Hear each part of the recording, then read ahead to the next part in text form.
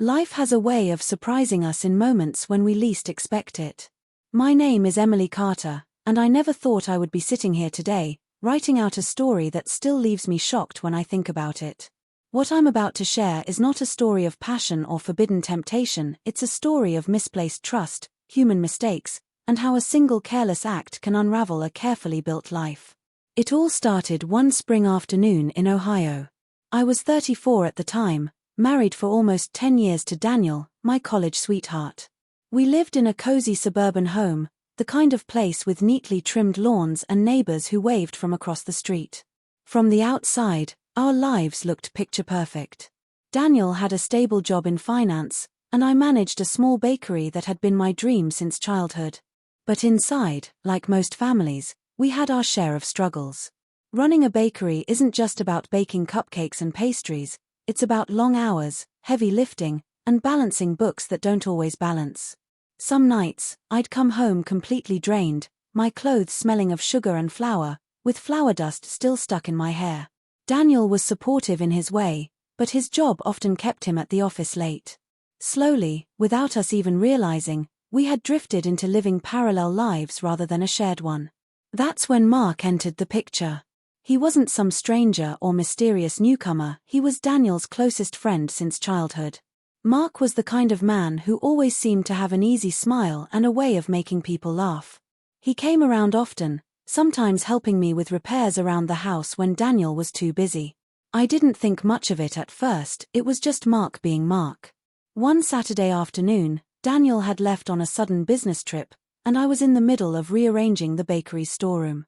Shelves needed tightening, boxes were stacked in chaos, and I was losing patience. That's when Mark showed up, offering a hand. "Emily, you look like you're about to collapse," he joked as he stepped inside, carrying his usual cheerful energy. At first, it felt like a relief. We worked together, moving boxes and tightening shelves. I laughed more that day than I had in weeks. But then, something happened that I'll never forget. We were carrying a heavy crate of flour into the storage area when Mark lost his grip. He tried to catch it, but instead of securing the box on the shelf, he slipped and shoved it onto the wrong rack. It sounds ridiculous now, but in that instant, the weight of the box caused a chain reaction. The shelf shook violently, and a row of jars filled with sugar came tumbling down, smashing onto the floor. Mark stood frozen, horrified at the disaster he had caused. "Oh no! I slipped it in the wrong place," he muttered, embarrassed. The irony of his words wasn't lost on me, though at the time, I was too busy staring at the sugar covering the floor like a sparkling carpet. What should have been a small accident turned into something much bigger. That slip, that mistake, it became a metaphor for the days that followed. Mark felt terrible. He insisted on staying to clean up, sweeping glass and mopping sugar for hours. Somewhere in the midst of the cleanup, his expression softened, and he said something that made me pause. "Emily, you do so much. Daniel is lucky, but I don't think he sees how much weight you carry." It was the first time someone had voiced the quiet frustration I'd buried inside me. I didn't reply, but something shifted between us that day.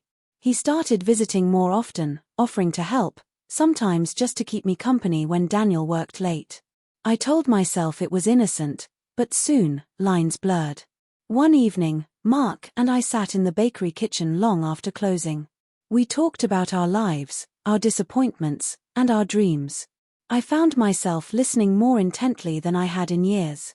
His words felt like water to a thirsty plant. But deep down, I knew this wasn't right. It wasn't about romance. It wasn't even about attraction. It was about attention, the kind of attention I hadn't felt from Daniel in years. And that's how it began. Not with grand gestures or stolen kisses, but with conversations that went on too long, laughter that lingered, and small acts of kindness that slowly chipped away at the walls of my marriage. When Daniel eventually noticed, it wasn't because I confessed, it was because he caught on. One night, he came home earlier than expected and found Mark in the kitchen with me. Nothing inappropriate was happening, but the tension in the room told its own story. The fallout was explosive. Daniel demanded answers. Mark stammered through apologies. And I stood there, unable to explain how we had gotten here. What started with a simple mistake in a storeroom had spiraled into something far more damaging.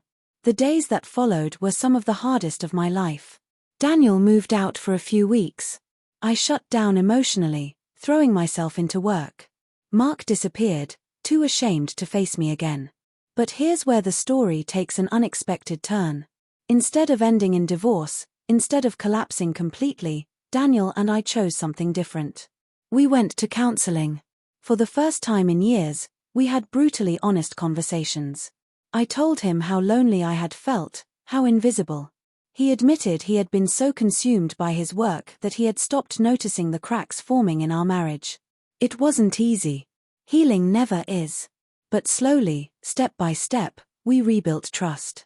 It took months of therapy, late-night talks, and tearful arguments.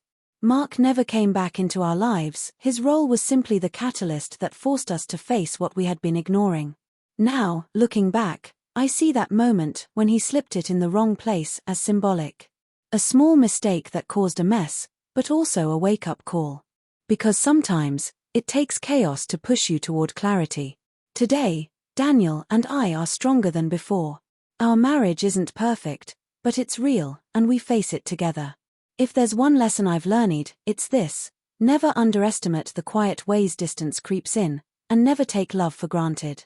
Because if you do, one wrong slip could shake everything you've built. And that's my story.